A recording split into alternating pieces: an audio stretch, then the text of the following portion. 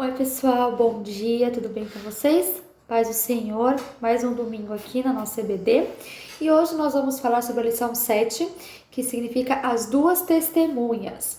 Então, na semana aí eu mandei vários textinhos bíblicos para vocês, referente a isso, referente a quem são as duas testemunhas, o que elas vieram fazer aqui e hoje nós vamos aprender um pouquinho mais sobre elas.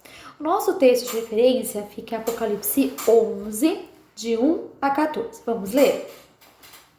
Diz assim: depois disso, recebi uma régua de medir, parecida com um caniço, e me disseram: levantem-se, tirem as medidas do templo de Deus e do altar, e conte as pessoas que estão adorando no templo.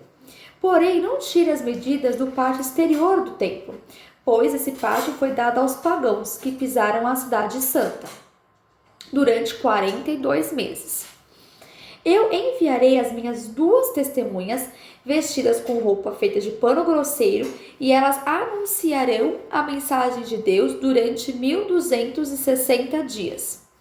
As duas testemunhas são as duas oliveiras e os dois candelabros que estão em pé diante do Senhor do mundo inteiro. Se os seus inimigos tentam maltratá-las, sai fogo da boca dessas duas testemunhas e acaba com eles. Assim, quem quiser maltratá-las precisa ser morto. Elas têm autoridade para fechar o céu a fim de que não chova durante o tempo em que anunciam a mensagem de Deus. Têm autoridade também sobre as águas para que virem sangue. Têm autoridade ainda para ferir a terra com todo tipo de pragas, quantas vezes quiserem. Quando as duas testemunhas acabarem de anunciar a sua mensagem, o monstro que vem do abismo lutará contra elas. Ele vencerá e as matará, e os seus corpos ficarão na rua principal da grande cidade, onde o Senhor delas foi crucificado. O nome simbólico daquela cidade é Sodoma ou Egito. Durante 3 dias e meio, os povos de todas as nações, tribos, línguas e raças olharão para esses dois corpos e não deixarão que sejam sepultados. Os povos da terra ficarão felizes com a morte dessas duas testemunhas. Vão comemorar e mandar presentes uns aos outros. Porque esses dois profetas trouxeram muito sofrimento para a humanidade. Mas, depois desses 3 dias e meio, um sopro de vida veio de Deus e entrou neles. E eles se levantaram.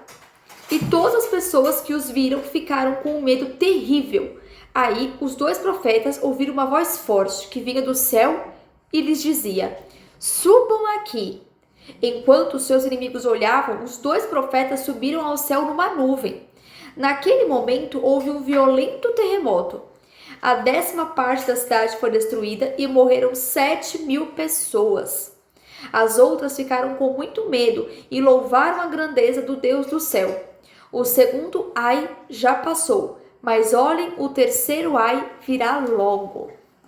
Então nós vemos aqui quem são essas duas testemunhas, né? Ou seja, foram testemunhas que foram enviadas por Deus aqui na terra para poder falar um pouco, para poder falar para o povo sobre o arrependimento, para poder o povo abrir os olhos e buscar Deus, arrepender, pedir perdão e voltar-se para Deus. E durante o tempo que elas ficarem aqui, as pessoas que tentarem matar elas, o quê? Vão ser mortas. Elas podem tirar fogo da boca, né? Sai fogo da boca delas, elas têm poder para parar a chuva, elas têm poder para transformar o rio em sangue, ou seja, elas são muito poderosas, são vindas de Deus, Deus enviou elas na terra. Elas serão mortas depois que o tempo determinado por Deus acabar e ficarão lá e as pessoas comemorando, elas morreram, acabou o sofrimento, acabou tudo, e depois de 3 dias elas vão se ressuscitar, vão subir aos céus e as pessoas vão ficar tipo: o que aconteceu, né? O que é isso?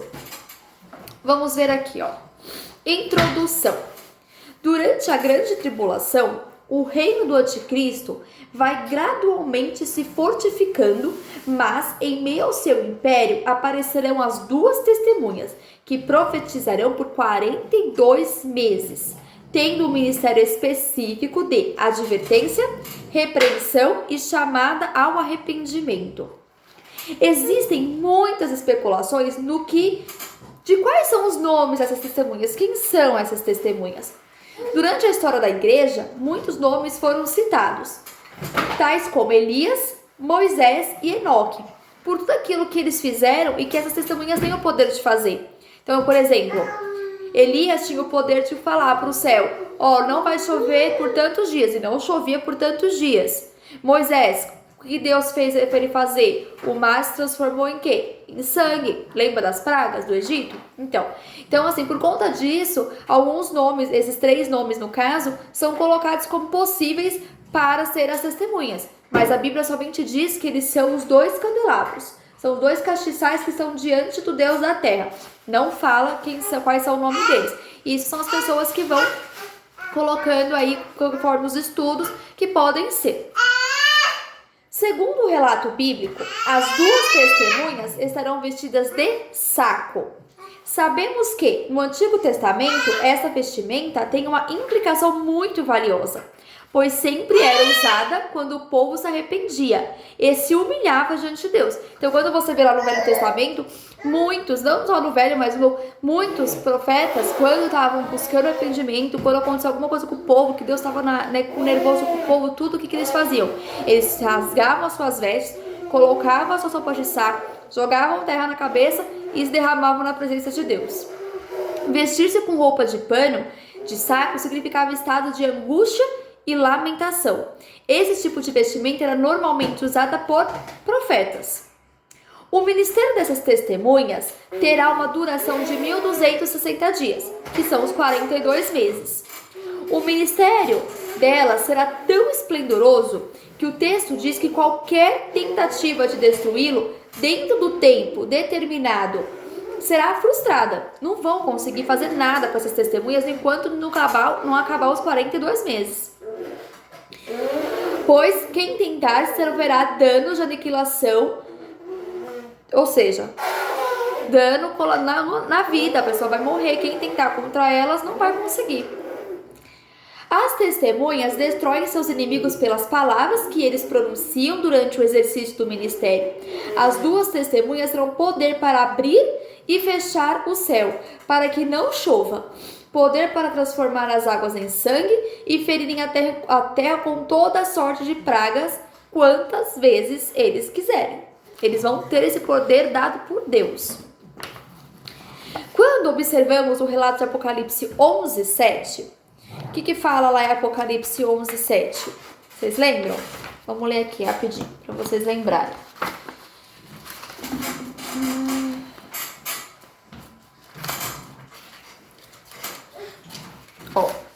Diz assim: quando as 2 testemunhas acabarem de anunciar a sua mensagem, o monstro que vem do abismo lutará contra elas. Ele vencerá e as matará. Então percebemos o quê? Percebemos que ao término do tempo estabelecido por Deus, a besta entrará em guerra, perseguindo as testemunhas de Deus, a ponto de vencê-las, ocasionando assim a sua morte. Ou seja, a morte só aconteceu quando acabou o tempo delas, quando acabou o tempo determinado por Deus. Aí sim a besta conseguiu matar as testemunhas. Quando as testemunhas morrerem, as pessoas entrarão em alegria, pois aos olhos de muitos elas eram perturbadoras da paz. A morte das testemunhas no devido tempo mostra o poder limitado do anticristo, tentando a todo custo se consolidar como rei desse mundo. Por quê? Por que esse poder limitado? Porque o anticristo não consegue fazer nada sem a permissão de Deus. Ele não pode tocar nas testemunhas enquanto Deus não falou, acabou o tempo, agora ok. É poder limitado o anticristo. O anticristo só faz aquilo que é permitido por Deus. Ele não tem poder, ele não é maior que Deus, ele não tem o poder maior que Deus. Ninguém tem. Em Apocalipse 11:10 diz que os habitantes da terra se regozijarão e mandarão presentes uns aos outros. Os homens estarão tão alegres que não demonstrarão nenhum arrependimento pelo que aconteceu. Ou seja, mesmo no meio de um caos que a terra está acontecendo com a terra, mesmo no meio de tanta coisa, as pessoas ainda não se arrependem. Mesmo as testemunhas passando 42 meses lá falando sobre arrependimento, falando sobre se arrepender, se voltar a Deus, né? Tudo. As pessoas não vão se arrepender, não, elas ficaram alegres quando as testemunhas morreram. Em meio à celebração e euforia pela morte das testemunhas, algo inusitado e sobrenatural vai acontecer. Veio o Espírito de vida de Deus e entrou naqueles cadáveres, ou seja, nos corpos das duas testemunhas mortas. O resultado foi instantâneo, a tal ponto que as pessoas que antes olhavam com desprezo, agora estavam tomadas por grande tremor. As testemunhas não somente ressuscitaram diante das pessoas que mataram elas, como também serão elevadas aos céus em exaltação. Quando a gente lê lá no texto, o que Deus fala para elas? Subam aqui, né? Venham para cá. Ou seja, elas vão subir aos céus, sendo o que aqui tá falando, ó, sendo elevadas aos céus. Elas vão subir. Imagina, você vê dois corpos, duas pessoas que estavam mortas, acordam, vivem de novo e começam a subir para o céu. Imagina como que as pessoas não vão ficar. Após a ressurreição das testemunhas, a Bíblia diz que haverá um terremoto que destruirá a 10ª parte da cidade, como também a morte de 7.000 homens. Então, os que restarem ficarão atemorizados, ou seja, morrendo de medo pelo ocorrido, e darão glórias ao Deus do céu. Então, às vezes, precisa passar... o ser humano é uma coisa muito complicada, né? A gente vê por toda a história da Bíblia. Mas pensa, com todo o caos, com tudo que a gente está vendo da lição, vendo a questão das testemunhas, tudo isso, as pessoas só darão glórias a Deus depois que acontecer um terremoto, depois que acontecer das testemunhas subirem, depois de 7.000 pessoas morrerem, aí os que ficaram vão começar a dar glória a Deus. Para a gente ver como o ser humano é ruim, o coração humano é ruim. Mesmo depois de tanta coisa, eles ainda demoram para se voltar a Deus, para se arrepender e voltar ao Senhor.